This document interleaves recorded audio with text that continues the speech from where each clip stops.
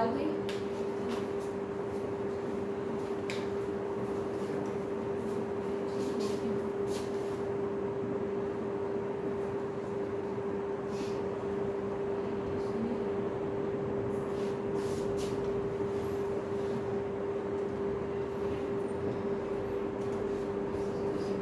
That says, Rabbi inni lima anzalta ilayya min khairin fakir. My Lord, truly I am in need of whatever good that you bestow on me. Assalamu alaikum. My name is Dr. Nurulain. I am a postgraduate resident at Mughal Eye Hospital. The topic of today's presentation is refractive surgeries. Specific learning outcomes. By the end of this presentation, the audience will be able to enlist various refractive surgeries that were used earlier and in the modern day, compare different refractive surgeries with each other, and describe various surgical techniques that are used to correct astigmatism. Refractive surgery is always a refractive surgery procedure. Always any procedure for refractive surgery is used to correct refractive errors, either myopia, hypermetropia, or astigmatism. How can we change the refractive state of the eye? We can change the refractive power of an ocular media, probably the two ocular media, that is the cornea and the lens. It's easier to change the refractive power of the cornea compared with the lens. We can change the depth of the anterior chamber, changing the axial length of the eye and replacing a crystalline lens with an intraocular lens, and cornea, doing a cornea surgery. लेकिन cornea की surgery refractive errors में +4 से -10 के diopters तक जो है वो values होती हैं, वो better corrected होती हैं. Either way हमारा goal क्या है? The goal is that in order to focus the light rays onto the retina, myopia में light rays in front of the retina बन रही हैं, hypermetropia में light rays back of the retina के ऊपर बन रही है. हमारा focus ये है कि light rays in front of the on the retina बनेगी तो हमारा refractive error correct हो जाएगा.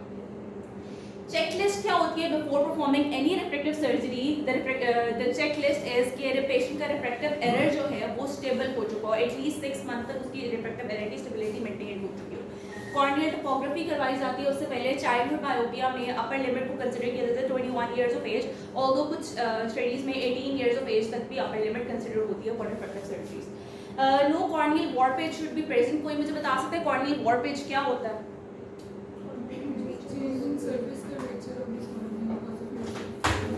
Yes, it says कि अगर हम PMA में hard contact lens, gas permeable lens या सॉफ्ट कॉन्टैक्ट लेंस यूज करें तो कॉर्नियल वॉरपेज होता है जिसमें कॉर्नियल एडिमा होता है और उसका कर्वेचर चेंज होता है. उस कॉर्नियल वॉरपेज की ड्यूरेशन में कभी भी रिफ्रैक्टिव सर्जरी परफॉर्म नहीं करनी है. We have to wait until the corneal warpage is being settled down, corneal topography stable हो गई है, उसके बाद हम रिफ्रैक्टिव सर्जरी परफॉर्म करेंगे. केरेटोकोनस should be ruled out. It's an absolute contraindication. अगर पेशेंट को केरेटोकोनस है, उसके कॉर्निया की थिनिंग हुई है, कभी भी रिफ्रैक्टिव सर्जरी परफॉर्म नहीं करनी. सेंट्रल कॉर्नियल थिकनेस कहते हैं कि सब कॉर्निया की सर्जरी करने के बाद अगर हमारा स्ट्रोमल बेड 250 माइक्रॉन से 300 माइक्रॉन्स तक का है तो इट्स स्टेबल की कॉर्निया की सर्जरी जो है उसके ऊपर ठीक हो गया. रिफ्रैक्टिव सर्जरीज अगर देखी जाए कॉर्निया के तो 4 रिफ्रैक्टिव सर्जरीज हैं. सबसे पहले हम radial केराटोटमी, then PRK, that is photorefractive keratectomy, then LASIK, and the new technique that is SMILE that is used these days. इसको बाद में लेटर ऑन हम डिस्कस करेंगे थोड़ा सा. रेडियल केराटोटमी में हम क्या करते हैं? हमारा रेडियल केराटोटमी का मकसद ये होता है कि हम मायोपिया को करेक्ट करें. How do we correct the myopia? Myopia हो क्यों रहा है? पहले तो ये चीज़ समझने की ज़रूरत है. कॉर्निया का कर्वेचर ज़्यादा हुआ है in the centre and as a result of that light rays are being converging and it's being focused on to the in front of the retina. अगर हम पेरिफेरल और मिड पेरिफेरल एरिया में radial incisions दे दें तो जो cornea का centre है वो हो जाएगा फ्लैट. जब वो फ्लैट हो जाएगा लिटिल बिट तो उसका जो रिफ्रैक्टिव पावर है वो कम हो जाएगी. जब वो रिफ्रैक्टिव पावर कम हो जाएगी तो उसकी कन्वर्जेंस पावर कम हो जाएगी. जो light rays front of the retina के ऊपर बन रही है वो ऑन द रेटिना बनना शुरू हो जाएगी. सो रेडियल केराटोटमी में what we do is that we give partial thickness radial incisions. We irreversibly flatten the central corneal curvature, thus reducing its refractive power and correcting myopia. Technique में वही बात, ये सारी चीज़ मैंने आप लोगों को बता दी है कि इस तरह मिड पेरिफेरी और पेरिफेरी में इंसिजन दिए जाते हैं और कॉर्निया का जो सेंटर है वो फ्लैट हो जाता है. This is picture that will help you understand कि यहाँ पे लेफ्ट हैंड साइड के ऊपर रेडियल केराटोटमी का प्रोसीजर परफॉर्म हो रहा है विद डायमंड नाइफ और यहाँ पे हमने रेडियल इंसिजन दिए हैं पेरिफेरी और मिड पेरिफेरल जोन के अंदर. पैरामीटर्स थोड़े से डिस्कस करने वाले हैं. कॉर्नियल थिकनेस पहले ऑब्वियस सी बात है कि मीटर से हमने मेजर करनी है. डायमंड नाइफ हम यूज़ करते हैं इसमें. नंबर ऑफ इंसिजन्स हम ऑलमोस्ट 4 to 8 इंसिजन्स देते हैं. बहुत ज़्यादा इंसिजन्स भी नहीं देने और बहुत कम इंसिजन्स भी नहीं देने. बहुत ज़्यादा इंसिजन दे देंगे तो ओवर करेक्शन हो जाएगी, बहुत ज़्यादा सेंट्रल कॉर्निया फ्लैट हो जाएगा. बहुत कम इंसिजन देंगे तो हो सकता है refractive error surgery refractive error correct ही ना हो. Depth of incision, full thickness incisions नहीं देने, 80 to 90% of the depth of the cornea को इंसाइज करना है। दूसरी सेंट्रल जोन जो है वो 3 to 5 mm तक की रखनी है। अगर हम सेंट्रल जोन बहुत थोड़ी रखेंगे तो क्या होगा कि वो जो रेडियल इंसिजन है उसमें से ग्लो आना शुरू हो जाएगा और हैलोज क्रिएट होगी, क्लियर आएगा। और अगर बहुत ज़्यादा रखेंगे तो ये होगा कि रिफ्रैक्टिव एरर करेक्ट ही नहीं होगा। In order to achieve a greater effect, what we do is that longer incisions, deep incisions देंगे, ज़्यादा incisions जितने देंगे, बहुत ज़्यादा भी नहीं लेकिन मतलब ज़्यादा incisions देंगे तो एरर ज़्यादा करेक्ट होगा, और स्मॉल सेंट्रल जोन। ये सारा सर्जिकल एल्गोरिदम होता है, तो वो according to the patient manage होता है कि कितने डायोप्टर के पेशेंट को मायोपिया, उसके अकॉर्डिंगली कितने incisions हमने देने हैं और कितनी डेप्थ के ऊपर incisions हमने देने हैं। अगला आता है प्रोसीजर फोटो रिफ्रैक्टिव केरेटेक्टमी। कोई मुझे बता सकता है फोटो रिफ्रैक्टिव केरेटेक्टमी में हम क्या करते हैं? प्रैक्टिकली हम लोग ये रिवील कर डॉक्टर जो है वी आर नॉट डूइंग। जी sir, we are not almost obsolete. It's an obsolete sir, it's a first generation thing for corneal refractive surgery. हम आहिस्ता आहिस्ता सेकंड और थर्ड जनरेशन और फिर लेटेस्ट जनरेशन को डिस्कस करेंगे। It was the very first technique that was earlier used for the refractive error correction. कोई बता सकता है फोटो रिफ्रैक्टिव केरेटेक्टमी में हम क्या करते हैं?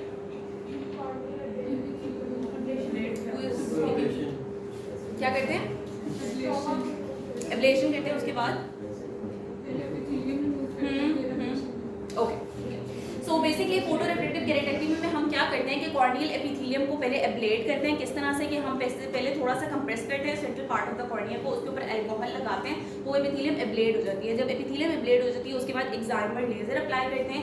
एक्साइमर लेजर से सेंट्रल कॉर्नियल कर्वेचर को हम चेंज करते हैं इस तरह से कि उसकी रिफ्रैक्टिव पावर को डिक्रीज किया जाता है। और उसके बाद हम ऊपर, क्योंकि एपिथेलियम जो है वो रिमूव हो चुकी हुई है, there is a bare cornea, corneal stroma है, तो उसके ऊपर हम हार्ड कॉन्टैक्ट लेंस लगा देंगे ताकि 5 to 7 soft contact lens, bandage contact, sorry bandage contact lens लगा देंगे ताकि जो एपिथेलियम है वो हील हो जाए। This is the picture. यहाँ पे हमने सबसे पहले नाम किया है कॉर्निया को, उसके बाद अल्कोहल के ड्रॉप्स डाल के हमने एपिथेलियम को एब्लेट किया है, ब्लेड से एपिथेलियम एब्लेट करके फिर थर्ड पिक्चर में आपको नजर आ रहा है कि एक्साइमर लेजर अप्लाई किया और फोर्थ पिक्चर में हमने बैंडेज कॉन्टैक्ट लेंस अप्लाई कर दिया। एक और चीज भी इसमें ऐड करना है कि इसमें हम वो माइटोमाइसिन भी अप्लाई करते हैं मोस्टली। अच्छा सर, रिग्रेशन ना हो, कॉर्नियल हेज भी ना हो, और ये जो एपिथेलियम रिमूव करते हैं, जी एपिथेलियम रिमूव करते हैं। हाँ, एब्लेशन का वर्ड नहीं यूज करते ठीक है। हैं। हाँ, एब्लेशन करते हैं कॉर्नियल स्टोमा से। जब आप एपिथेलियम रिमूव कर लेते हैं तो उसके बाद फिर लेजर अप्लाई करते हैं, वो एब्लेशन होता है। फर्क क्या दोनों में? सर एब्लेशन में और एपिथेलियम को रिमूव करने में, सर एपिथेलियम को रिमूव करने के लिए हम अल्कोहल यूज कर सकते हैं। इसके मैकेनिकली आप पूरी लेयर जो है ना, जी मैकेनिकली एब्लेशन में क्या होता है? सर लेजर से हम जो है वो उसका कर्वेचर चेंज करते हैं और उसको रीशेप प्रोसीजर, उस पे प्रोसेस क्या होता है? एब्लेशन में क्या होता है? इवेपोरेशन। टिश्यू को आप एब्लेट करते हैं, एब्लेट करते हैं।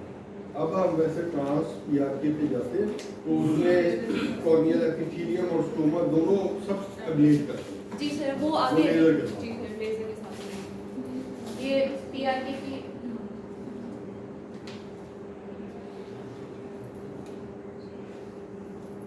एक वीडियो ऐड की थी बट वो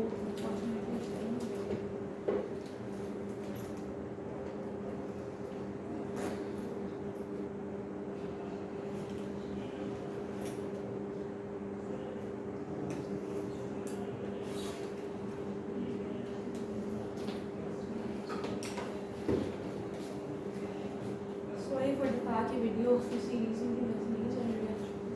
ओके, कंप्यूटर में कहीं होगी ना फाइल, कहीं पड़ी होगी, जो फाइल है वहाँ से डायरेक्ट आप सर ये मैंने क्लिप करके बाद में ऐड कर लेटर ऑन पैरामीटर्स में वही वाली बात है। लेजर जो हमने यूज़ करनी है पीआरके में, एग्जामिनर लेजर को यूज़ किया जाता है। टिश्यू जो एब्लेट किया है हमने वो 0.4 से 0.5 माइक्रॉन्स का है और डायमीटर ऑफ द लेजर जो है वो 1.7 mm है, that is controlled by temperature.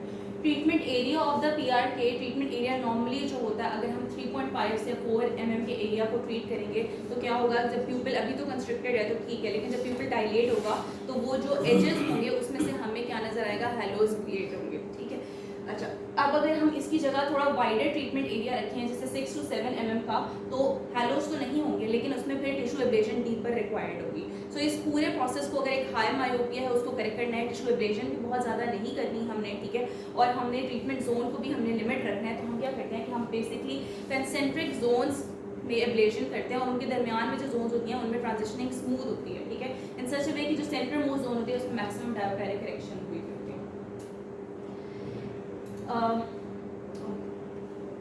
उसके बाद एक्साइमल लेजर से ज़्यादातर मायोपिया करेक्ट होता है। अगर हम पेरिफ्री को करें, अगर हमने हाइपरमेट्रोपिया करेक्ट करना है तो हमें एब्लेशन करनी है पेरिफ्री के ऊपर, तो it will be a little bit more difficult क्योंकि आपको पता है पेरिफ्री के अंदर कॉर्निया की थिकनेस ऑलरेडी डिक्रीज होती है।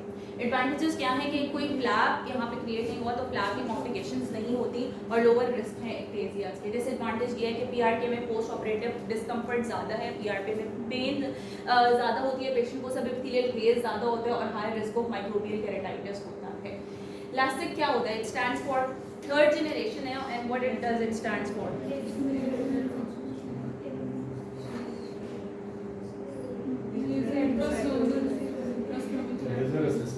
लेजर असिस्टेड, आगे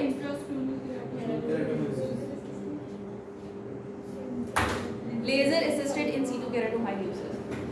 इसमें जो टेक्निक होती है that is a technique that is known as a flap and zap technique. अब फ्लैप एंड जैप टेक्निक क्या होती है? उसमें बेसिकली हमने क्या करना होता है, what we do is that either using a femto laser और यूजिंग अ माइक्रो केराटोम हम एक फ्लैप क्रिएट करते हैं, एपिथेलियम को कंप्लीटली रिमूव नहीं करते, एक हिंज क्रिएटेड होता है कि फ्लैप इस तरह से क्रिएट है। अगर हम माइक्रो केराटोम से फ्लैप क्रिएट करेंगे तो वो जो हिंज होगा वो नेजली होगा, और अगर हम क्रिएट करेंगे विद अ फेम्टो लेजर तो जो हिंज मोस्टली सुपीरियरली क्रिएट किया जाता है। तो एक फ्लैप क्रिएट किया, उसके बाद फिर हमने एक्साइमर लेजर अप्लाई की, टिश्यू एब्लेट किया और उसके बाद उस फ्लैप को रीपोजिशन कर दिया। दिस इज अ टेक्निक जिसके ऊपर जो है दिस इज फ्लैप क्रिएट किया और zap means reshaping of the cornea. तो ये flap and zap technique LASIK में यूज होती है। अब देयर इज अनदर वीडियो और ये वीडियोस बहुत देखने वाली थी बट अनफॉर्चुनेटली अब चल नहीं रही है, तो later on I will share these videos with you. Advantages ये है कि इफ अंडर करेक्शन हुई है और रिग्रेशन हुई है रिफ्रैक्टिव एरर की तो फ्लैप को दोबारा लिफ्ट करके दोबारा जो है वो लेजर अप्लाई की जा सकती है, तो हम अंडर करेक्शन और ओवर करेक्शन को करेक्ट कर सकें। पीआरके वर्सेस लासिक एक बहुत ही ज़्यादा वो एक बहुत डिबेटेबल सी बात है कि रेडियल केराटोटमी जैसे सर ने बताया कि वो ऑब्सोलीट हो चुका हुआ है because it's a very previously done surgery.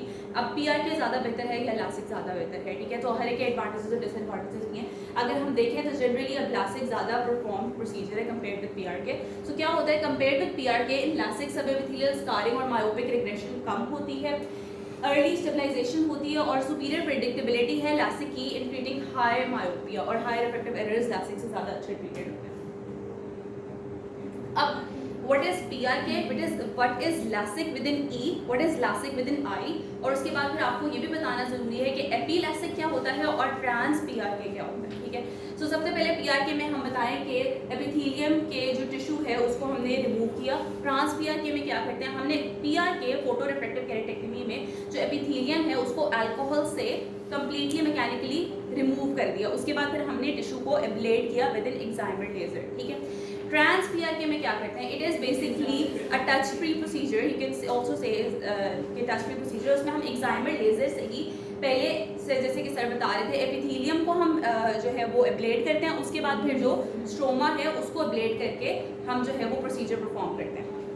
फिर लासिक विद इन ई में क्या होता है, एपिथेलियम को क्या किया जाता है, ड्रैग किया जाता है, मतलब हमने एक दफ़ा एपिथेलियम को मैकेनिकली ड्रैग किया, हमने उसको रिमूव नहीं किया, ठीक है। पीआरके में हमने एपिथेलियम को रिमूव कर दिया है, लासिक विद इन ई में हमने एपिथेलियम को रिमूव नहीं किया, एपिथेलियम को ड्रैग करके साइड पे किया, उसके बाद हमने लेजर सर्जरी परफॉर्म की, जो एक्साइमर लेजर परफॉर्म किया और वही जो एपिथेलियम ड्रैग थी उसको रीपोजिशन कर दिया। यहाँ पे फ्लैप नहीं क्रिएट हुआ, यहाँ पे ड्रैग करके साइड पे किए और उसी के बाद उसको इलास्टिक विद इन ई में ड्रैग करके आगे ले आए उसको। फिर लासिक आई वाले लासिक में क्या होता है कि फ्लैप क्रिएट किया, हिंज बनाया, एक्साइमर लेजर अप्लाई किया, वो फ्लैप फेम्टो से भी क्रिएट हो सकता है, वो एपी कैरेट आपके पास माइक्रो कैरेटोम से भी क्रिएट हो सकता है और दोबारा वो जो फ्लैप था उसको दोबारा रीपोजिशन कर दिया। एपी लासिक में क्या करते हैं, हम माइक्रो कैरेटोम से क्रिएट करते होते हैं ये फ्लैप, ठीक है। Smile new technique that is the 4th generation technique used for the correction of refractive surgeries. Can anybody tell me what does SMILE stands for? Small incision lenticular extraction. Yes, small incision lenticular extraction. 4th generation technique है। अब इसमें करते क्या है, किसी को थोड़ा बहुत पता हो स्माइल के बारे में अगर कि क्या करते हैं स्मॉल? कॉर्निया का लेंटिक्यूल बेसिकली कॉर्निया उसके स्ट्रोमा में जाके yes that is actually true कि स्माइल में हमने क्या करना होता है, हमने एक lenticule of the cornea create करना होता है by using a femto laser. हम एक कॉर्नियल लेंटिक्यूल को क्रिएट करते हैं और उसके बाद फिर हम एक, जैसे कि अब ये देखें, एग्जामिनर लेजर से हम फेम्टो लेजर से हमने क्या किया कि यहाँ पे हमने कॉर्नियल लेंटिक्यूल क्रिएट किया, फिर यहाँ पे ये एक इंसिजन 4 mm तक का इंसिजन दिया ताकि जो ये इंसिजन स्मॉल इंसिजन बन जाएगा और उसमें से लेंटिक्यूल को हम ये रिमूव कर देंगे bye using a micro forceps. जैसे एक दूसरे पिक्चर में क्या हो रहा है, lenticule is remove through a small incision with minimum disruption of the cornea और अल्टीमेटली हीलिंग हो जाएगी। जब वो एक लेंटिक्यूल कॉर्निया का रिमूव हो जाएगा तो उसकी रिफ्रैक्टिव पावर ऑब्वियसली बाद में चेंज हो जाएगी। सॉरी फॉर द फैक्ट कि ये वीडियो नहीं चल रही। दिस इज द कंपैरिजन कि PRK फर्स्ट जनरेशन थी, इससे भी पहले रेडियल केराटोटमी थी, उसको छोड़ दिया। PRK जो है उसमें हमने क्या किया कि हमने एपिथेलियम को रिमूव करने के बाद टिश्यू को एब्लेट किया, देन लासिक में हमने फ्लैप क्रिएट किया, जैसे कि यू कैन सी के फ्लैप क्रिएट हुआ, और स्माइल के प्रोसीजर में हमने वो ये वाला जो लेंटिक्यूल है, यू कैन सी कि लेंटिक्यूल रिमूव हुआ है और मिनिमम इन्वेसिव जो इंसिजन है उसमें से हमने माइक्रो फोर्सेप्स से लेंटिक्यूल को रिमूव कर दिया। अगेन ये कंपैरिजन है, इसमें बेसिकली PRK परफॉर्म हो रही है, पहले कंप्रेशन किया, अल्कोहल डाला, अल्कोहल से स्वाब को अल्कोहल से हमने एपिथेलियम को रिमूव किया, एग्जामिनर लेजर अप्लाई की, दोबारा बैंडेज कॉन्टैक्ट लेंस लगा दिया। लासिक में हमने पहले फेम्टो से, यहाँ पे फेम्टो से किया हुआ है, एक फ्लैप क्रिएट किया, जब वो फ्लैप क्रिएट हो गया उसके ऊपर एग्जामिनर लेजर अप्लाई की और उसके बाद वो फ्लैप रिपोजिशन कर दिया। स्माइल में एक लेंटिक्यूल क्रिएट किया फेम्टो लेजर से, उस लेंटिक्यूल को माइक्रो इंसिजन जो था 4 mm तक का, उससे हमने उस लेंटिक्यूल को माइक्रो फोर्सेप्स से रिमूव कर दिया। प्रोज ऑफ स्माइल क्या है, कॉर्निया स्टेबिलिटी ज़्यादा है क्योंकि हमारा मिनिमम जो है वो इंसिजन एरिया बहुत छोटा होता है, और दूसरी बात हम बहुत ज़्यादा थोड़े से इंसिजन से सारा कुछ ट्रीटमेंट कर रहे हैं तो ड्राई आई के सिम्टम्स कम होते हैं and lower risk of corneal ectasia. Cons क्या है कि रिकवरी टाइम मोर है और smile is also very new procedure, it's an expensive procedure in comparison to PRK और लासिक, और हायर रिफ्रैक्टिव एरर्स इससे अभी तक ट्रीट नहीं हो पा रहे। Table that will compare smile with the LASIK. So बात ये है कि जो कॉस्ट है वो थोड़ी सी स्माइल की ज़्यादा है इन कंपैरिजन टू लासिक। उसके बाद अप्रूवल US में अभी very recently it's being approved by the US, तो 2016 में स्माइल अप्रूव हुआ है जबकि लासिक 1999 से परफॉर्म हो रहा है। मोर वाइडली अवेलेबल है लासिक, स्माइल अभी इतना ज़्यादा अवेलेबल नहीं है। इंडिकेटेड इंसिजन 2 to 3 mm तक का इंसिजन होता है स्माइल के अंदर, जबकि लासिक के अंदर हमने फ्लैप क्रिएट किया है तो 20 mm तक का एटलीस्ट इंसिजन क्रिएट हुआ है। फेम्टो सेकेंड दोनों में यूज़ हो रही है, स्माइल में भी यूज़ हो रही है और आपके पास लासिक में भी यूज़ हो रही है। एग्जाइमर जो है वो सिर्फ और सिर्फ लासिक में यूज़ हो रही है, जो स्माइल में हमने लेंटिक्यूल क्रिएट किया है वो हमने फेम्टो से क्रिएट किया था, एग्जाइमर से क्रिएट नहीं किया। देन जो है वो हायर ऑर्डर एब्रेशन जो हैं वो लासिक ट्रीट कर सकती है, right now still now smile से वो ट्रीटेबल नहीं है। Next procedure, next topic for today's presentation is surgical correction of astigmatism. ये पिक्चर आपको बताएगी कि किस तरह से अगर एस्टिग्मेटिज्म एक पेशेंट में है तो उसको हम सर्जिकली कितनी टेक्निक से हम करेक्ट कर सकते हैं। आहिस्ता आहिस्ता ही हम हर टेक्निक को डिस्कस करेंगे। सबसे पहले रिलैक्सिंग इंसिजन्स हम दे सकते हैं। रिलैक्सिंग इंसिजन्स दो तरह के इंसिजन्स होते हैं, या तो ट्रांसवर्स इंसिजन्स हम दे सकते हैं या हम आर्कुएट शेप इंसिजन दे सकते हैं। होता यह है कि जिस एरिया में मेरिडियन स्टीपर है अगर हम वहाँ पे इंसिजन दे दें तो उस एरिया में मेरिडियन फ्लैट हो जाएगा और एट 90 डिग्री टू दैट उसके जो मेरिडियन है वो स्टीप हो जाएगा, ठीक है। अब इस तरह के आर्कुएट केराटोटमी की जाती है जिसमें आर्क स्ट्रिप इंसिजन दिया जाता है, और ट्रांसवर्स केराटोटमी में हम ट्रांसवर्स स्ट्रेट इंसिजन देते हैं। Incision of the cornea causes it to bulge at the side, reducing the surface curvature of the central cornea in the meridian in which the incision is made। वही बात जो मैंने बताई, and at 90 degree to that वो जो meridian है वो steeper हो जाएगा। ये पिक्चर है जिसमें ये देखा गया है कि यहाँ पे अगर ये जो मेरिडियन था ये स्टीपर था, हमने यहाँ पे इंसिजन दिया तो पोस्ट ऑफ जो है वहाँ पे मेरिडियन जो है वो फ्लैट हो गया। यूजेस इसको क्या की जाती है कॉर्नियल ग्राफ्टिंग, और इसके अलावा अगर हमने एक स्मॉल इंसिजन कैटरेक्ट सर्जरी करनी है और अगर एक पेशेंट इस जिसको प्री एग्जिस्टिंग उस साइड पे एस्टिग्मेटिज्म है, ठीक है, और वो मेरिडियन स्टीप है, अब उसी जगह पे अगर हम इंसिजन दे देंगे स्मॉल इंसिजन कैटरेक्ट सर्जरी के लिए तो उसकी कैटरेक्ट सर्जरी भी परफॉर्म हो जाएगी और उसका इंसिजन देने से उसका मेरिडियन वो जो स्टीपर था वो फ्लैट भी हो जाएगा, तो उसका एस्टिग्मेटिज्म भी करेक्ट होने के चांसेस हैं। दो तरह के इंसिजन्स बताया, आर्कुएट इंसिजन्स और ट्रांसवर्स इंसिजन्स। इसका कंपैरिजन है कि किस तरह से आर्कुएट इंसिजन में क्या कुछ होता है और ट्रांसवर्स इंसिजन में क्या होता है। आर्कुएट इंसिजन में अगर हम देखें यहाँ पे दिस पिक्चर, सो हम ये देख सकते हैं कि आर्कुएट इंसिजन जो है वो पास कर रहा है एक जगह से लेके दूसरी जगह तक, जबकि जो ट्रांसवर्स इंसिजन है वो स्ट्रेट एक जगह से पास कर रहा है। तो विजुअल एक्सिस से ट्रांसवर्स इंसिजन का हर पॉइंट विजुअल एक्सिस से सेम डिस्टेंस के ऊपर होगा, ठीक है। लेकिन जो आर्क्यूएट केरेटोटमी जो परफॉर्म की जाती है तो उसका विजुअल एक्सिस से हर पॉइंट के ऊपर डिफरेंट डिस्टेंस होगा।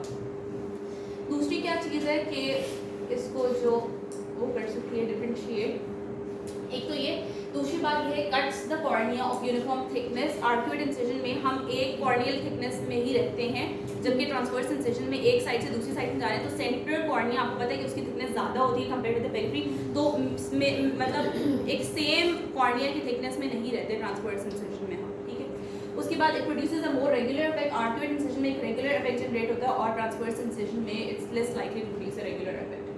दूसरी बात वेज डिसेक्शन कर सकते हैं। वेज डिसेक्शन का ऑपोजिट इफेक्ट होता है कंपेयर विद दैट ऑफ जो है वो केरेटोटमी। अब वेज डिसेक्शन जब हम करते हैं तो हम एक वेज शेप एरिया को रिमूव करते हैं ईदर यूजिंग अ ब्लेड या फिर हम जो है वो लेजर से रिमूव करते हैं एक वेज शेप एरिया को, और उसके बाद वो जो वेज शेप एरिया रिमूव किए जो दोनों एंड्स हैं उनको एंड टू एंड एनास्टोमोसिस कर देते हैं विद द सूचर्स, ठीक है। अब जहाँ पे भी सूचर्स अप्लाई होंगे तो क्या होगा कि एक जो फ्लैट मेरिडियन है वो स्टीप हो जाएगा। मतलब दो चीज़ें, या एक सूचर है और एक इंसिजन है, जहाँ पे भी इंसिजन दिया जाएगा वहाँ पे मेरिडियन हो जाएगा फ्लैट और जहाँ पे सूचर दिया जाएगा वहाँ पे मेरिडियन हो जाएगा स्टीप, ठीक है। तो अब यहाँ पे जब हमने रिमूव करके सूचर्स लगाए हैं तो यहाँ पे मेरिडियन हो जाएगा स्टीप, यू गेट दैट। अच्छा, अब यहाँ पे हमने वेज रिसेक्शन परफॉर्म की है वहाँ पे ऊपर सुपीरियरली और इंफीरियरली आर्क्यूएट एरिया में, और उसके बाद यहाँ पे जब हमने हमने वेज रिसेक्शन करने के बाद सूचर्स लगाए हैं तो ये मेरिडियन जो है वो स्टीप हो जाएगा। तो उस मेरिडियन में हमने वेज रिसेक्शन करनी है जहाँ पे flat meridian. Remove a deep arcuate wedge measuring 60 to 90 degree from the graft post junction in the flattest meridian. The effect is opposite to relaxing keratotomy. Wound sutured with a non-absorbable marceline to shorten the cornea and steepen the curvature in that meridian. मतलब basically होता क्या है कि एक cornea के एक area को remove कर दिया और उसके बाद उसके जो दूसरे एंड्स है उनको एंड टू एंड एनास्टोमोसिस कर दिया और ऊपर से हमने सूचर्स भी लगा दिए, ठीक है। जब कॉर्निया को रिमूव किया गया है तो जो सूचर्स होंगे उनको लगाने के बाद जो मेरिडियन है वो स्टीपर हो जाएगा। कंप्रेशनल सूचर्स भी अप्लाई किए जा सकते हैं, उनका भी यही इफेक्ट होगा जो कि फ्लैटेस्ट मेरिडियन में लगाए जाएंगे ताकि उनका जो मेरिडियन है वो स्टीपर हो जाए। जिस मेरिडियन में स्टीप फ्लैटनिंग होगी वहाँ पे लगा के इस मेरिडियन को स्टीप कर दिया जाएगा। कंबाइंड टेक्निक्स भी हो सकती हैं, इंसिजन और सूचर्स दोनों भी लगाए जा सकते हैं कि जहाँ पे हम इंसिजन लगाएंगे वहाँ पे मेरिडियन जो था वो स्टीपन था वो फ्लैट हो जाएगा और जहाँ पे फ्लैट मेरिडियन था वहाँ पे हम सूचर्स लगा देंगे ताकि वो स्टीपन हो जाए। तो कंबाइंड टेक्निक भी हो सकती है। कोई बता सकते हैं ये क्या है? Yes, this is intrastomal corneal ring. ये भी एक और टेक्निक है जिससे एस्टिग्मेटिज्म को करेक्ट किया जा सकता है। पीएमए में का मटेरियल होता है पॉलीमिथाइल मेथाइलेट का मटेरियल होता है जो कि हम प्लेस करते हैं टनल क्रिएट करके within the mid peripheral corneal stroma concentric within limbus. It flattens the central corneal curvature to treat the myopia of -4 diopters. इसका फायदा क्या है कि सेंट्रल जोन को हमने टच नहीं किया, हमने मिड पेरिफेरल जोन के अंदर within the stroma एक इंट्रास्ट्रोमल corneal ring लगा दिए ताकि सेंट्रल एरिया जो है वो फ्लैट हो जाए और मायोपिया -4 diopters तक का इफेक्ट हो जाए। और दूसरी बात ये इसका फायदा एक और ये है कि जब हमें लगे कि इफेक्ट हो गए तो हम उसको रिवर्सिबल प्रोसीजर है इंट्रास्ट्रोमल corneal ring को हम रिमूव भी कर सकते हैं। केरेटोमाइल्यूसिस में क्या करते हैं? What we do in keratomileusis is basically हम एक माइक्रोकेरेटोम से lamella of anterior corneal stroma create करते हैं, उसको हम कंबाइन करते हैं विद अ क्रायोलिथ और उसकी शेप को चेंज की जाता है और उसको शेप को चेंज करने के बाद दोबारा उसको रिपोजिशन कर दिया जाता है। अब ये अगर पिक्चर देखें तो इसमें basically anterior lamella of the stroma को हमने रिमूव किया, उसको क्रायोलिथ एक मटेरियल उसके साथ कंबाइन किया और उसके बाद उसको रिप्लेस कर दिया। अल्टीमेटली क्या होगा कि कॉर्निया का जो कर्वेचर है वो चेंज हो जाएगा और हमारा refractive error correct. Then there is keratophakia. Keratophakia में क्या होता है? What we do is that हमने again वही वाली बात है कि anterior lamella of the stroma को हमने रिमूव किया, उसके बाद हमने एक lenticular donor corneal stroma place किया। केरेटोमाइल्यूसिस और केरेटोफेकिया में फर्क किया है कि केरेटोमाइल्यूसिस में हमने जो फ्लैप क्रिएट किया था उसको ही किसी क्रायोलिथ मटेरियल के साथ कंबाइन किया, रीशेप हो गया कॉर्निया पेशेंट का अपना और उसके बाद उसी को रिपोजिशन कर दिया केरेटोमाइल्यूसिस में। केरेटोफेकिया में हमने जब फ्लैप क्रिएट किया उसके बाद हमने डोनर का जो स्ट्रोमा है उसको हमने प्लेस किया और उस डोनर के स्ट्रोमा को रीशेप कर दिया गया according to the patient's refractive error, ठीक है। डोनर के स्ट्रोमा को प्लेस किया, उसके बाद जो पेशेंट का अपना लेमेला ऑफ एंटीरियर स्ट्रोमा था उसको हमने रिपोजिशन कर दिया। This is केरेटोफेकिया। डिसएडवांटेजेस ये हैं कि क्योंकि ये सारा के फ्लैप क्रिएट करें, फिर डोनर का लगाएं, फिर एक और उसके ऊपर फ्लैप लगाएं, प्रैक्टिकली डिफिकल्ट है और इसके जो रिजल्ट्स हैं वो भी अनप्रेडिक्टेबल है। लेकिन ये कि theoretically you need to know कि केरेटोमाइलियोसिस क्या होता है, केरेटोफेकिया क्या होता है। एपिकेरेटोफेकिया में क्या करते हैं? एपिकेरेटोफेकिया में हमने अपना कोई फ्लैप क्रिएट नहीं करना होस्ट का, बस डोनर का ही एक स्ट्रोमल फ्लैप लगाना है और वो स्ट्रोमल फ्लैप जो है वो रीशेप किया जाएगा according to the patient's refractive error. This is एपिकेरेटोफेकिया।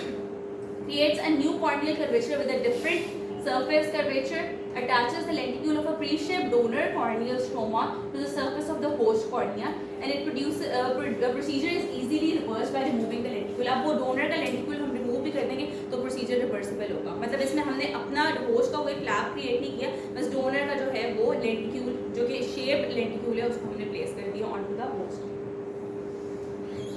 Uses इसको हाई मायोप्स में और केरेटोकोनस की ट्रीटमेंट में करेक्ट किया जाता है। ये दिस इज अ पिक्चर जिसमें हमें ये नजर आ रहा है कि ब्लैक फिश जो एरिया है ये आपका होस्ट का कॉर्निया और ये वाला जो वाइटिश एरिया यहाँ पे हमने डोनर का कॉर्निया जो है वो प्लेस किया। दिस इज अनदर पिक्चर जिसमें एपिकेरेटोफेकिया को यूज किया for the treatment of keratoconus. A lenticule of uniform thickness is sutured tightly onto the conical shaped host cornea to compress it। वही वाली बात है, जब हम उसको कंप्रेस करेंगे वो उसके डोनर के कॉर्निया के साथ अटैच करके and to return it to a more normal contour. Thermal keratoplasty में हम क्या करते हैं? अब बेसिकली इसकी आगे एक वीडियो थी बट वही वाली बात है, वो चलेगी नहीं, लेकिन ये है कि थर्मल केरेटोप्लास्टी में क्या करते हैं। What we do is that हम नॉर्मली 8 जगहों पे पहले मार्किंग करते हैं। मार्किंग करने के बाद एक प्रोब होता है जिसको हम स्ट्रोमा के अंदर लेके जाते हैं और हम थर्मल बर्न्स क्रिएट करते हैं। अब जब थर्मल बर्न्स क्रिएट किए जाएंगे तो वो कोलेजन जो है वहाँ पे कॉन्ट्रैक्ट करेगा। जब कोलेजन कॉन्ट्रैक्ट करेगा तो वहाँ पे जो मेरिडियन होगा उसका रेडियल कर्वेचर जो है वो इंक्रीज हो रहा है, ठीक है। मतलब और दूसरा नाम इसका ये है कंडक्टिव केरेटोप्लास्टी भी इसको कहा जाता है। A focal low temperature burn induces contracture of the collagen. जब कोलेजन वहाँ से कॉन्ट्रैक्ट करेगा तो उस वाले एरिया में जो जोन है उसमें रेडियस और कर्वेचर जो है वो उसका इंक्रीज होगा, increasing the corneal curvature in the same region. ये वाली जो पिक्चर है इसमें आपको नजर आ रहा है कि यहाँ पे 7 to 8 एरियाज पे थर्मल बर्न्स उन्होंने क्रिएट किए। This is how a thermal burn will look like जब करेक्ट किया गया थर्मल केरेटो। इस तरह से यहाँ पे बर्न्स जो है वो जनरेट होंगे। क्लियर लेंस एक्सट्रैक्शन भी की जा सकती है, रिफ्रैक्टिव लेंस एक्सचेंज। अगर क्लियर लेंस एक्सट्रैक्शन करेंगे तब भी रिफ्रैक्टिव एरर जो है वो करेक्ट हो सकते हैं। फेकिक इंट्राओकुलर लेंस, एक पेशेंट जिसका इंट्राओकुलर लेंस ऑलरेडी प्रेजेंट है उसके अंदर हम इंट्राओकुलर लेंस एक और प्लेस कर सकते हैं। इंटीरियर चैम्बर के अंदर भी, पोस्टीरियर चैम्बर के अंदर भी उसका अपना क्लियर लेंस को हम रिमूव नहीं करेंगे और उसको फायदा ऑब्वियसली होगा कि पेशेंट को अकोमोडेशन जो है वो उसकी कंजर्व रहेगी। लास्ट पेनिट्रेटिंग केरेटोप्लास्टी भी परफॉर्म की जा सकती है। एक पेशेंट जो कि पीडियाट्रिक डोनर्स होते हैं उनका कहा जाता है कि उनका रेडियस ऑफ कर्वेचर ज़्यादा होता है, so it can be used to in patients with aphakic eyes that require penetrating keratoplasty. अगर एक पेशेंट है जिसको पेनिट्रेटिंग केरेटोप्लास्टी की रिक्वायरमेंट है, इंडिकेशन है और वो एपेकिक भी है, तो उसमें अगर हम पीडियाट्रिक डोनर्स को यूज़ करें तो उनका रेडियस ऑफ कर्वेचर ज़्यादा होता है, तो वो that will be beneficial for us. True and false statements हैं आगे। Photo refractive keratectomy causes more stromal scar in high myopes than low myopes. True. It corrects myopia by flattening the central cornea. True. It is less predictable for high myopes than low myopes. True. It uses excimer laser made up of ultraviolet radiations. Uses thermal energy for reshaping corneal contours. False. That's not energy for usage. So last statement false की बातें सही है। LASIK is superior to PRK in that it can treat high myopias. True. It is less painful procedure. That is true. It has less complication. It has less complication. Flaps से related complications हो सकती हैं। चलो फिर देखते हैं। It has less myopic regression. True. Gives a faster visual rehabilitation. नहीं, इसकी C जो ऑप्शन है वो false है, बाकी पूरा थोड़ा सा correction required. C false है। हाँ, C false है। Like to end the presentation with quotation that says, "Be who you are and say what you feel, because those who mind don't matter and those who matter don't mind." Thank you.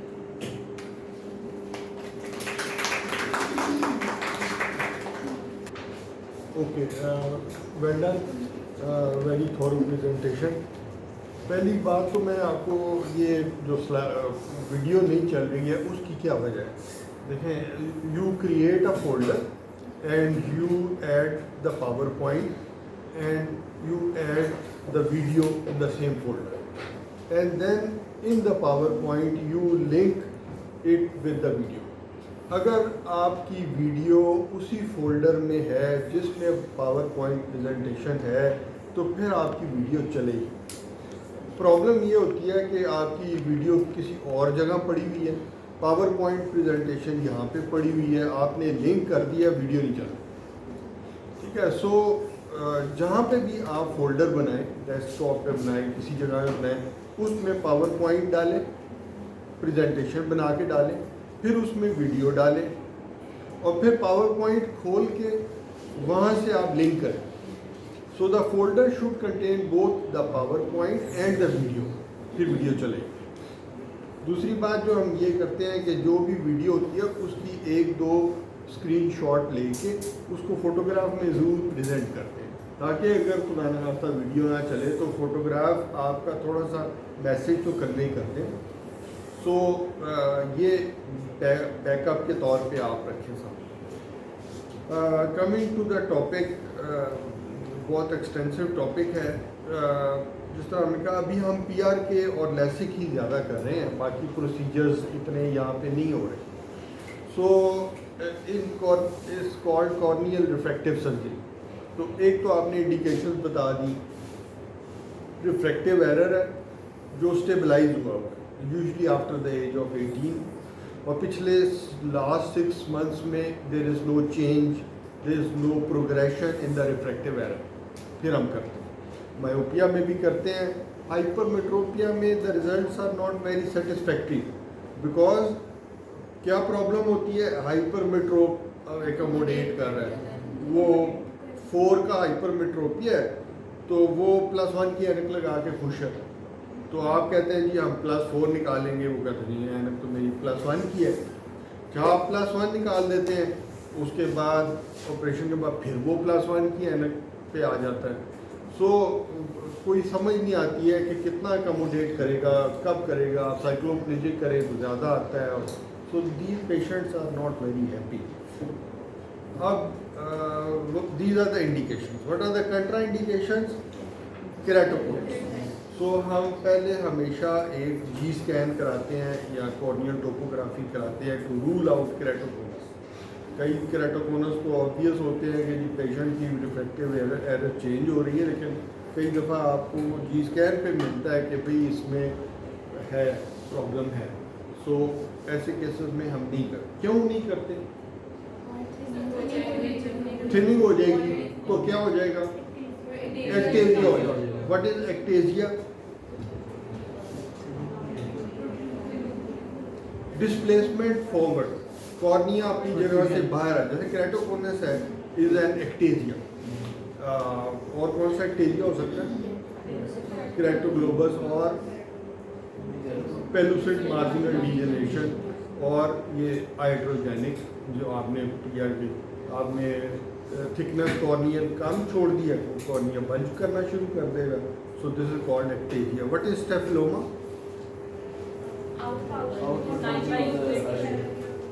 सब जो cornea का बंज है, sclera का बंज है, लेकिन उसके अंदर वाली साइड पे यूवियल टिश्यू भी है, आइरस भी, उसको स्टेफिलोमा है। सो दोनों में बंज है लेकिन एक दो। So coming back to the complications, एक तो एक्टेजिया हो गया, दूसरा ड्राई आई। ठीक है, क्या वजह होती है ड्राई आई की कॉर्नियल रिफ्रैक्टिव सर्जरी में? कॉर्नियल नर्व्स कट जाती हैं। सो जब भी आप कॉर्निया पे इंसिजन दे रहे हैं तो जो उनके प्लेक्सेस हैं वो डिसरप्ट हो जाते हैं। सो जब इनर्वेशन डिक्रीज होती है तो रिफ्लेक्स टीयरिंग भी कम हो जाती है। एज के साथ वैसे टीयर सिक्रीशन कम हो रही होती है। सो जितना पेशेंट ज़्यादा 40-45-50 पे कोई लिमिट नहीं है कि नहीं कर सकते, but chances of dry eyes increase. अब वो नेट पे अगर आप देखें तो ड्राई आई की वजह से कई लोगों ने सुसाइड करा जी, वी कैन नॉट टॉलरेट। तो इस पे वो लोग शोर मचाते हैं कि ये इस प्रोसीजर को बंद करें, जिसकी वजह से लोग सुसाइड करते हैं। तो उन्होंने ये देखा है कि जी सुसाइड का जो रेट है वो जिसमें प्रोसीजर नहीं करते हैं उसमें भी उतना ही है जिसमें प्रोसीजर करते हैं। तो it is not attributable to procedure. ये है कि वो लोगों को उछालने का मौका मिल जाता है कि देखें जी ये ऑपरेशन कराया था तो इसकी वजह से ड्राई हो भाई। सो बहरहाल ये हमने कंसिडरेशन जब भी पेशेंट आता है हम उसकी काउंसलिंग करते हैं कि ये कोई प्रोसीजर 100% सेफ नहीं है, कॉम्प्लिकेशन हो सकती हैं, बहुत रेयर है लेकिन पॉसिबिलिटी है। ओके, तो दूसरा आपने डिस्कस किया जैसे कॉर्नियल जहाँ पे यार फ्लैटनिंग है वहाँ पे आप अगर सूचन लगाएंगे तो वो कर्वेचर ज़्यादा हो जाएगा। जहाँ पे ज़्यादा कॉर्निया मेरिडियम ज़्यादा कर्व्ड है वहाँ पे आप इंसिजन देंगे तो वो फ्लैट हो जाएगी। तो कैसे देखते हैं हम कि ये फ्लैट है या स्टीपनिंग है या प्लेसिडो डिस्क से देखते हैं, वो इतना एक्यूरेट नहीं है। टोपोग्राफी कॉर्नियल जब टोपोग्राफी कराते हैं जी स्कैन कराते हैं तो उस पे आपको कलर से पता चल जाता है कि जी किस जगह पे हॉट कलर है किस जगह पे गोल्ड कलर। तो जहाँ पे कर्वेचर ज़्यादा है वहाँ पे हॉट कलर होंगे। तो आपको यही पता चल जाता है फॉर एग्जांपल इस एंगल पे और इस एंगल पे दो जगह पे हॉट है। अगर आप सिर्फ केराटोमेट्री कराएंगे तो आपको लेट से पता चलेगा कि 90 डिग्री पे वो ज़्यादा है। लेकिन अगर आप टोपोग्राफी कराएंगे तो आपको पता चलेगा भाई इसकी ज़्यादा ज़रूरत पड़ती है, आपने एक्स्ट्रा कैप किया है या केराटोप्लास्टिक किया है, कौन सा सूचर टाइट है कौन सा सूचर लूज़ है। आपने सिलेक्टिव सूचर रिमूवल करना होता है डिपेंडिंग अपॉन कर्वेचर कहाँ पे ज़्यादा है। सो जो ज़्यादा आपने आज डिस्कस किए हैं PRK, लैसिक और स्माइल, वो नई टेक्निक है अभी। वो इसकी क्या एडवांटेज ये कि मिनिमम डिसेक्शन करनी है। जिस तरह PRK और लैसिक में इंसिजन बड़ा है इसमें इंसिजन छोटा है, इसलिए कॉर्नियल नर्व्स की डिसरप्शन कम है क्योंकि ये ड्राई आई का इंसिडेंस कम है लेकिन टेक्निकली चैलेंजिंग है। लैसिक में जो एडिशनल प्रॉब्लम है ना कि जब आप फ्लैप उठाते हैं फ्लैप डिसइंसर्ट भी हो सकता है, flap you may lose the flap और इंटरफेस जो वो बेड का है और फ्लैप उसके दरमियान में इन्फेक्शन भी हो सकता है, वो आपको वो हेजीनेस आ जाएगी। और सो PRK में पेन ज़्यादा होती है क्योंकि अब लेट ज़्यादा करते हैं। तो जहाँ तक मैंने देखा दोनों में कोई क्लियर कट एडवांटेज नहीं है कि ये टेक्निक बेहतर है और ये मतलब इंफीरियर है। दोनों का पेशेंट को ये बताया जी इससे VN इम्प्रूव नहीं होगी, you may gate rid of the glasses, लेकिन जितनी VN आपकी विद ग्लासेस है उतनी रहेगी। या वो कई लोगों का ख्याल होता है कि जी इससे नज़र बेहतर हो जाए, तो नज़र बेहतर नहीं होगी। जो आपकी नज़र है ऐनक के साथ उतनी रहेगी, सिर्फ ये है कि वो आपको नज़र आएगा बगैर, और उसमें भी अपर लिमिट है। अब डिपेंडिंग अपॉन द कॉर्नियल पैकीमेट्री कितने माइक्रोन, कितना नॉर्मल कॉर्निया होता है 550 माइक्रोन अगर है तो एक डायोप्टर ख़त्म करने के लिए कितने टिश्यू को अब्लेट करना पड़ता है 12-13 तो कम से कम लग ही जाते हैं। पुरानी मशीनों में 15 माइक्रोन तक भी आप निकालें तो फिर एक dioptre. So there is the maximum limit 400 micron का अगर आपने छोड़ना है बाकी का पीछे तो 150 माइक्रोन आप एब्लेट कर सकते हैं फ़र्ज़ करें। तो लेट्स से 7-8 डायोप्टर तक। तो कल शाम को मेरे क्लिनिक में पेशेंट आया 10 डायोप्टर का स्फेरिकल था, 2 डायोप्टर का उसका सिलेंडर था। तो मैंने कहा यार ये सारा तो नहीं उतरेगा, ये हो सकता है कि ये 12 में से 4-5 रह जाए डिपेंडिंग अपॉन द पैकीमेट्री कितनी कॉर्नियल थिकनेस है। सो वो हम डिसाइड करते हैं कि पेशेंट की पैकीमेट्री इतना वो उसमें कंप्यूटर में डालते हैं कि जी इतना थिकनेस है और इतने डायोप्टर करेक्ट हो सके, पेशेंट को बताते हैं, वो तैयार हो तो फिर हम ऑपरेशन करते हैं। ठीक है, पेशेंट कहता है नहीं जी फिर भी ऐनक रह जाएगी, मैं कहा आप जो मर्जी करो, तो ये सारा नहीं खत्म। नंबर ज़्यादा थे थिकनेस के मुताबिक ठीक है, ठीक है जी। बाकी बहुत सारे काफ़ी सारे इंपॉर्टेंट टॉपिक हैं, वो ICL है और इस तरह वो फिर इंशाल्लाह अगली दफ़ा डिस्कस करेंगे। अच्छा, इसमें जो